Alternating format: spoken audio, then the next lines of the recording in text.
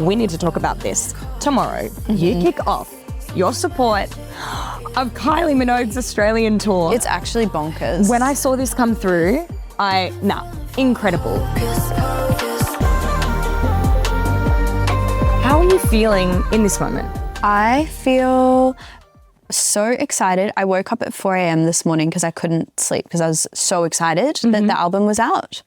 And then I've just had lots of bopping around to do, so I haven't really had a minute to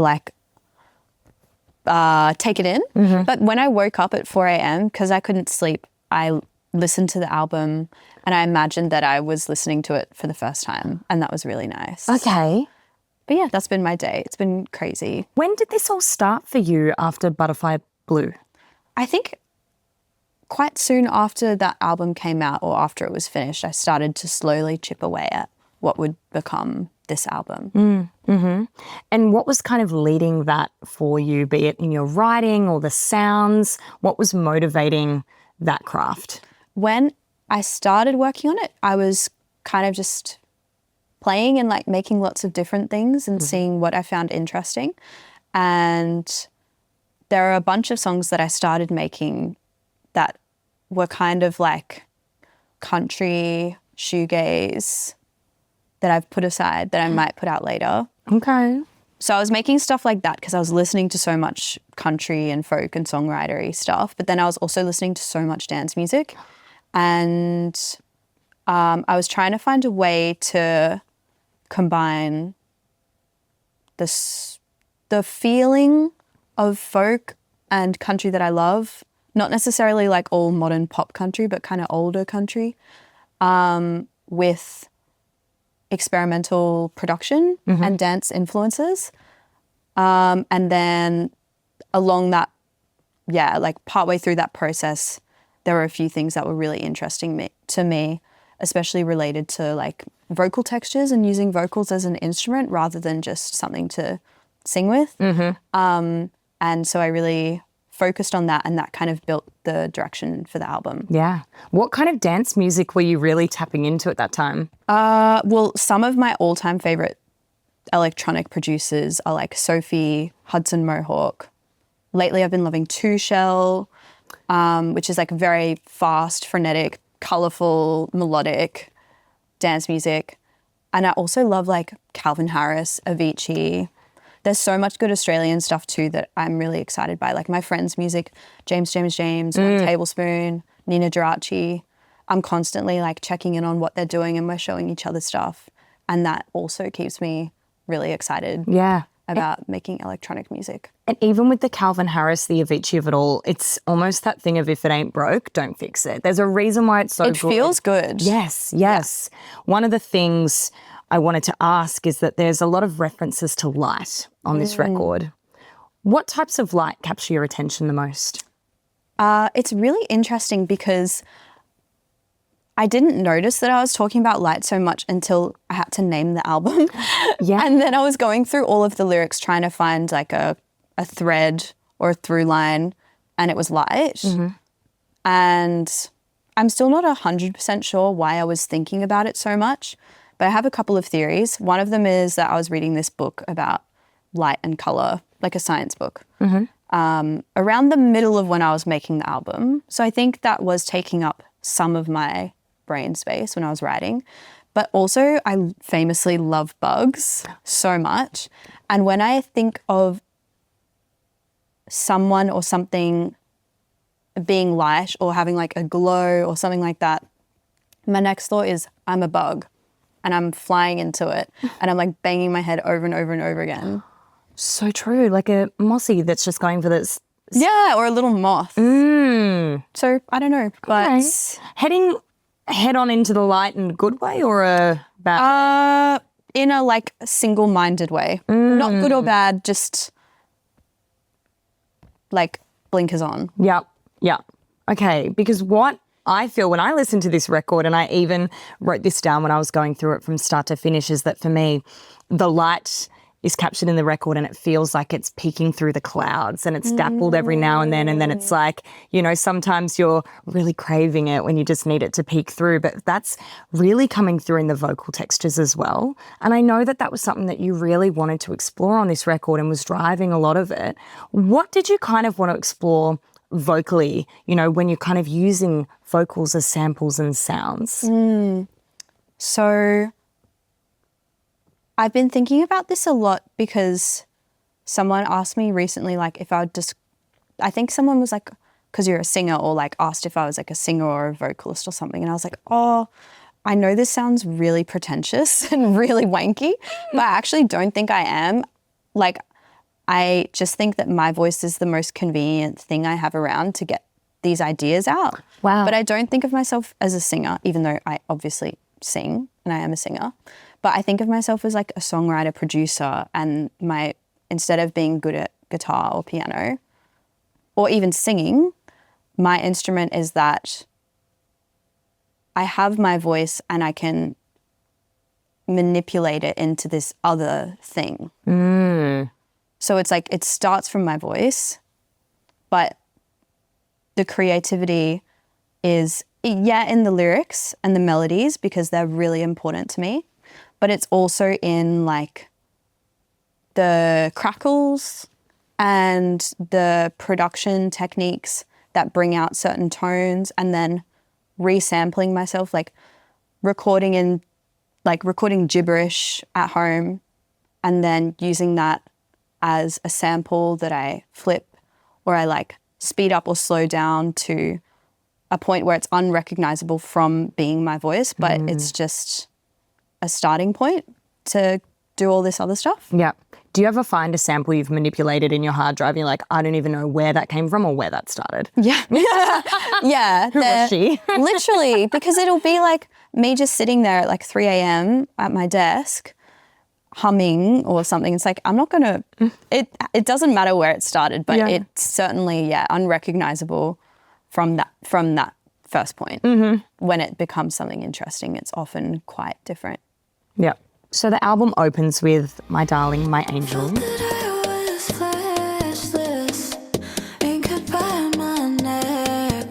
Why did you want to open the record with this one? When I wrote this song, it honestly just felt like the first bookend. And that's what I found with my last album as well, is like I didn't really realize I was close to finishing the album until I wrote a song that either felt like the first or last song. And then I could start to imagine it as not just a playlist on my computer of demos, but I could imagine it taking the shape of an album. And so when I started My Darling, My Angel, it just, the way that it opens and then it switches to that rhythmic beat, well, the rhythmic chords, that just to me felt like track one. So that's the reasoning. There was one song that you were listening to a lot while you were making this record. Can you tell us about it? Yeah, so there was this song called Larabar by Wetch. It was my most listened to song a couple of years ago, and it's been like in the top 10 for a few years now. And it was so inspiring to me because if you listen to the song, you'll understand it's like the way that the vocal is so important to the song, but it's not like a clear main vocal. It's quite difficult to understand, but it's really moving. And so I became obsessed with this song, and I was like, who worked on it? I need to know every single person that contributed to this song. And one of them was this producer called Buddy Ross, who is so incredible. He like has done a lot of stuff with Frank Ocean and all these, he's done a lot of cool stuff basically. So he very quickly moved to the top of my wish list of people that I wanted to work with on this album, especially when I started to realize how much fun I was having like playing with vocals. I got to work with him when I was in LA. And how do you think he took that energy from Wet into this song? Because I did have a listen to the track, and you're right. It's you hear it. I encourage everyone to go listen. It makes sense, you know? Yeah. How do you think you maintained that energy and spirit on this song? To be honest, I think he was doing something completely different when he was working on Pavement, but I was so influenced by what he had done that it changed the way that I thought about production a little bit. Yeah. And about my voice. So he played some beautiful chords, and it was built from those beautiful chords that he played. But I feel like he was doing quite a different thing to what he did with Wet. But the really cool thing, one of the other really cool things, there were so many great things about it, but when I was with him, I was telling him like how much I love that song and how interesting I find X, Y, and Z about it. And I was like, how did you guys get to that point of the song? And then he was like, I'll show you the demo. And he showed me the demo, and it was completely different. And it was really cool because he was like, basically, she just said that I can, try to produce different versions of it. And so I mucked around with it a bunch. And I'm paraphrasing, but that's how he got to, well, they both got to the version that's out now.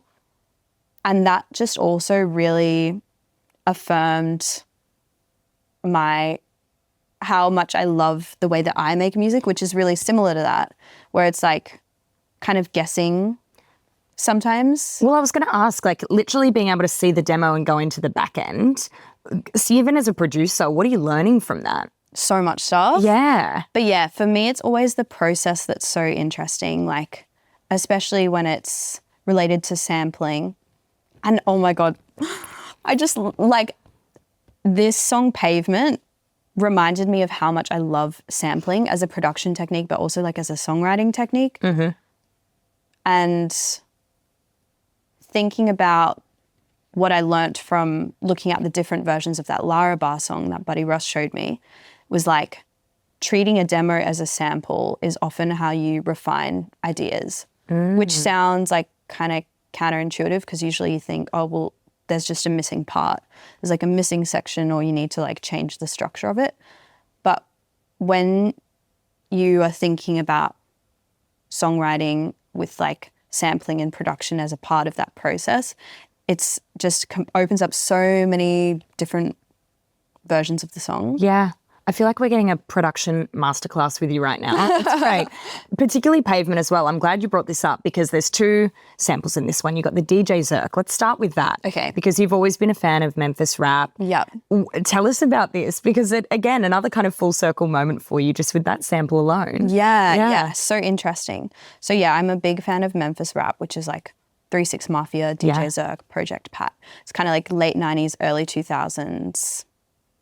Like Southern rap, and I just love it. I don't really know what else to say about it. I have this really cool hoodie.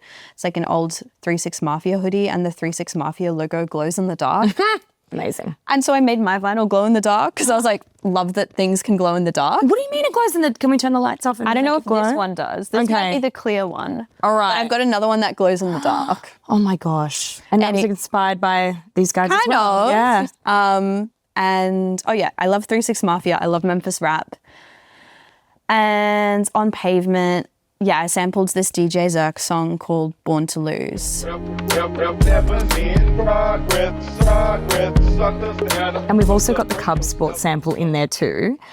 You dipped into the back catalogue with that sample. Why did you choose that song from Cub Sport? So Cub Sport are some of my best friends. They're from Brisbane as well. And we are so close and we're always sending each other demos that we're working on or the songs that we make. And so a couple of years ago, Tim, the singer from Cub Sport, sent me this demo of a song called Beg You, which would later end up on their album Jesus at the Gay Bar.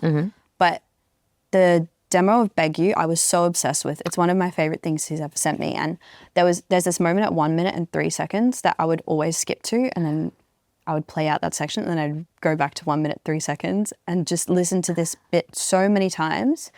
And it's the bit that's like, maybe another night to keep you by my side. Maybe another night to keep you by my side. It's so beautiful. The way Tim sings it is like ridiculous. So I got the acapella and I chopped it up and I put it in there. And it worked really well. What did they think when they heard it? Did you send it to them? What did they say? They were over the moon. Also in Pavement, we hear the album title. Yes. Light Hit My Face Like a Straight Right. Yep. Why did you know that was the album name? I named the album at the very end of the process when all the songs were done, and it was really hard to decide. And so I was going through all the lyrics trying to figure out if maybe the title was in the lyrics somewhere. And I landed on that because, well, I just think it's a nice lyric. But a straight right is a boxing term. Yep. Yes. It's like, yeah. I'm so tough. But a straight right in boxing is like usually the strongest punch, or it's like generally one of the strongest punches. And you usually throw a straight right. It's like with the right bit is because it's from your right hand, and then you usually hit someone in the face with it, and it hurts. And I like the idea that light can just kind of come out of nowhere and fuck everything up. And that you could be, unbeknownst, traveling right towards it, like you said earlier. Yeah, the bug flying into the neon light. Yeah. You are, like, you kickbox, don't you? Yeah. Even like with some of the single artworks, you had the boxing shorts. What do you like about it? Well, I started doing similar things when I was like 12 years old. I did Japanese jiu-jitsu and I wanted to be like Charlie's Angels. That's why I started, because I was like, I love Charlie's Angels. I want to be like all of them. 100%. And then I became really obsessed to the point that I was doing it multiple times a day, every day. I was teaching the little kids classes. Wow. It was like, I secretly thought to myself, like, one day I'm going to be a UFC fighter. I'm going to be like Ronda Rousey. I ended up not doing that. Spoiler alert. Yeah. And music took over my life, and I basically just didn't do jiu-jitsu for a while. But I did some boxing on and off in that in-between period of time. And then I moved to Melbourne, and a few years passed. I wasn't doing anything like that. Then about 3 years ago, I got into kickboxing, and I've become obsessed. And what I love about it is how much you use your brain. Oh, yes. Yes. And you have to be so focused, and it's like you don't even notice that you're tired because you're thinking about combinations and technique, and you're like checking all these things. And then the feeling when it clicks and certain things become muscle memory is just so good. Like, and I think when you do kickboxing, it's almost depending on, it's such an expression of how you learn. So when I do it, I need to say it as I'm doing it. Like when I'm like uppercut, like, and I'm just doing the, you know, combination verbally while I do it. Whereas some people, they can just go for it straight away. It's really, I like how you can literally feel it. Rewiring. Yeah. It's like when you learn or you practice a new language or at dancing or sometimes even maths, like when you actually feel the new neural pathways being formed, I swear I can feel it sometimes. Yeah. It's so amazing. So next we get into track 3, Something for Somebody. 'Cause he's my alibi.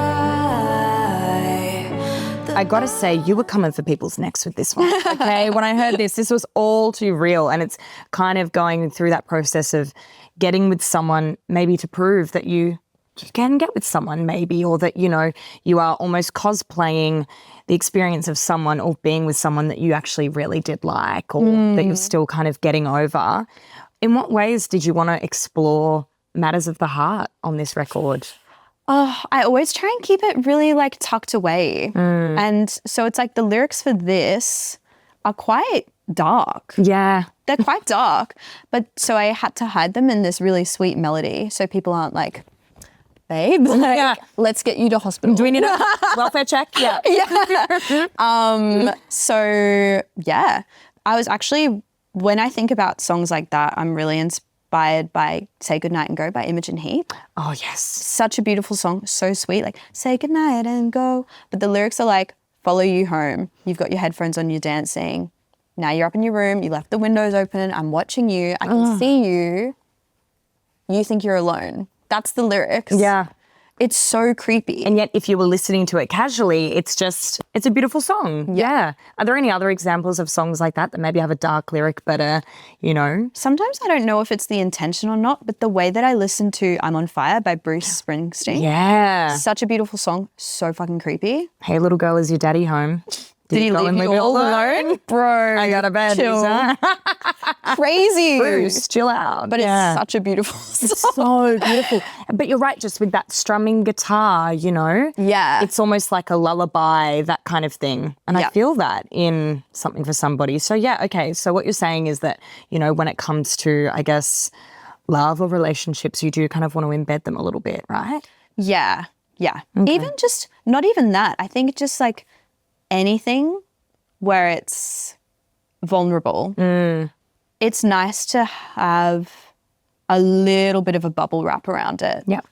But at the same time, that's not being dishonest either. It's also because I find like the things that stick with me or the things that I want to write about aren't as straightforward as being all good or all bad. That's not really interesting to me. Yeah. So I think that playing into the contradictions is what makes a story interesting. Yeah. In my opinion. And you know what's funny? I feel like you could listen to something for somebody and you could hear it maybe from the perspective of like, I'm over you and I'm going to get with someone else just to prove that I can. Or you can listen to it as, you know, someone who's still pining for their ex. Yeah. That's so interesting. I'm really proud of the lyrics on that one. I spent weeks rewriting them, like just working on that song, not even going to the studio, just like looking at the lyrics and editing them and changing them. I had all these extra verses that I didn't use.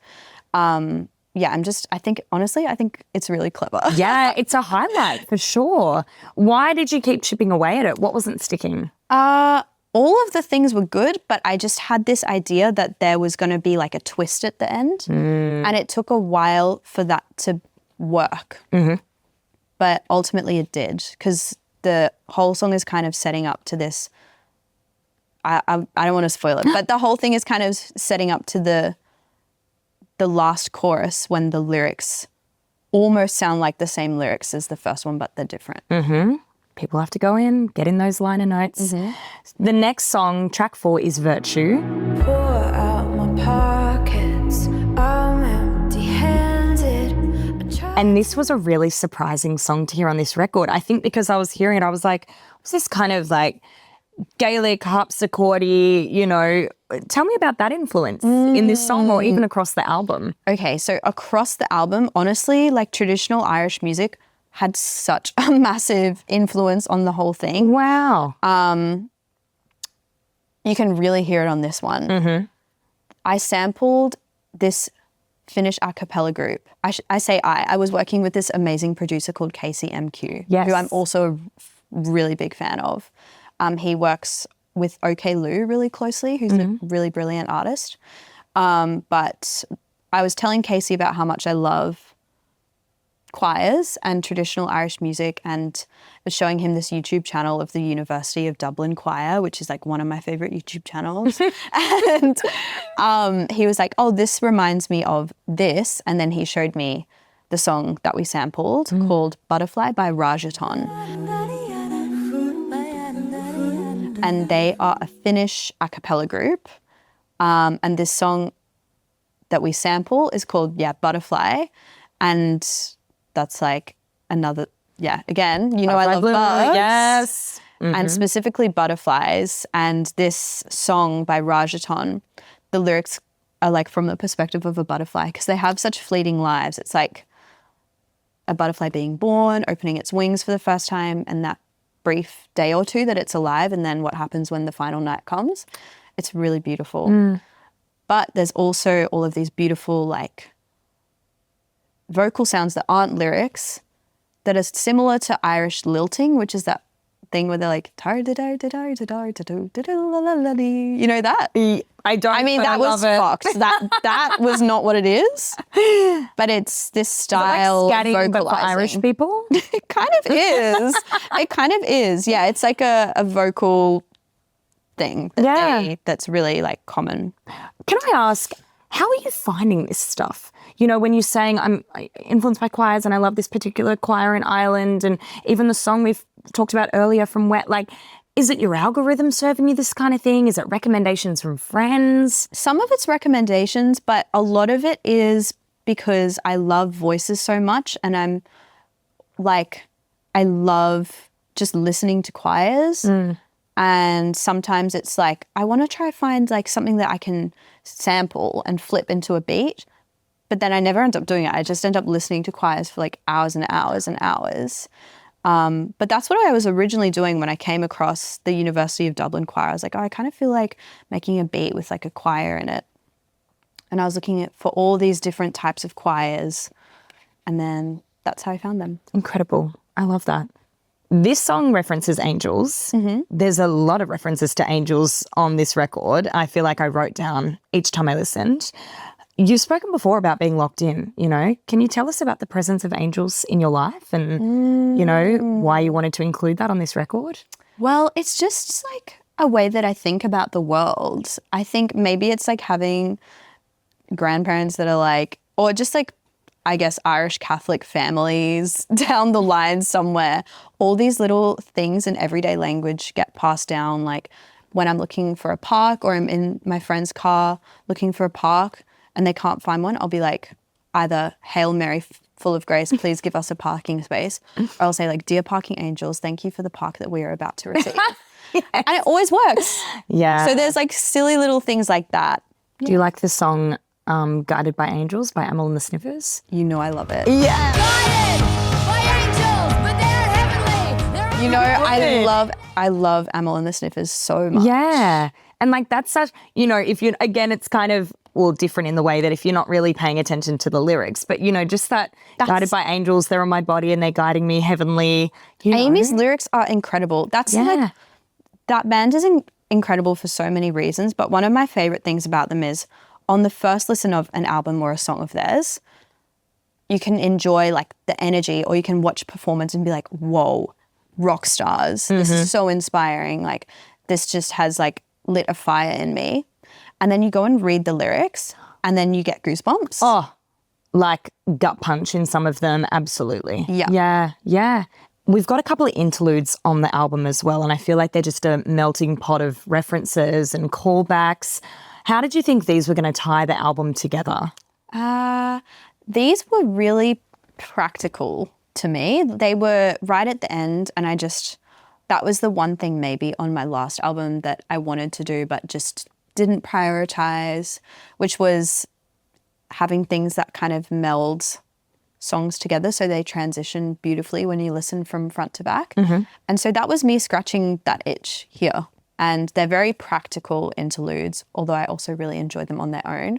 But the purpose of them is literally to bring like one track that has a super high BPM and is maybe in a different key into the next one in a seamless way. But the two interludes, first is The Light Streams In and Hits My Face, which is like an introduction to Hocus Pocus. And then the second one is Love Song's Heartstrings, which ties Ray of Light and Hideaway together. And Love Song's Heartstrings actually samples The Light Streams In and Hits My Face and turns it from this like floaty thing into this really, really fast rave track that starts on like a broken radio and then becomes this big full thing and then ends in these like sirens blaring.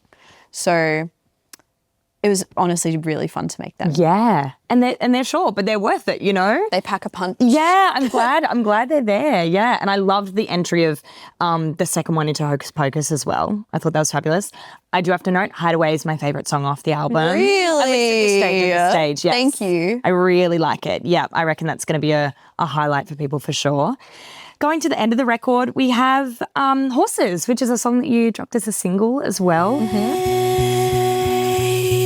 I'm right here.